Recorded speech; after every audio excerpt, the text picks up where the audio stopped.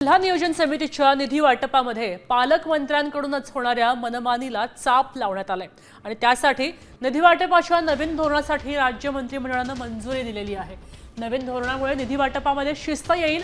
निधी वाटपात शिस्त आणण्यासाठीच मुख्यमंत्री देवेंद्र फडणवीसांनी काही महिन्यांपूर्वी सर्व खात्यांचे सचिव आणि त्यासोबत संबंधितांची बैठक घेतली होती। धोरणामध्ये महत्त्वाचे बदल सुचवण्यासाठी एक समितीही नियुक्त केली होती आणि त्यानंतर आता तयार करण्यात आलेले सगळे नवीन धोरणांना मंजुरी दिलेली आहे।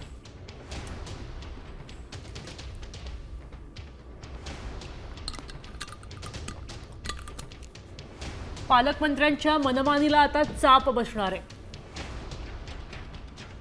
एप्रिलमध्येच पुढची कामं जाहीर करायचं म्हटलंय तर 70% निधी राज्यस्तरीय योजनेसाठी, स्थानिक कामांसाठी केवळ 30% निधी इतकाच उपलब्ध होणार आहे असं कळतंय। किमान 2 वर्ष मुदत असलेलीच औषधं खरेदी करणं बंधनकारक असणार आहे। वस्तू खरेदी करण्यापूर्वी केंद्र सरकारच्या संकेतस्थळावर त्याची किंमत तपासा असं म्हटलं गेलं। बाजारभावापेक्षा अधिक दरानं कोणत्याही वस्तूंची खरेदी करू नका असं आवाहनही केलंय।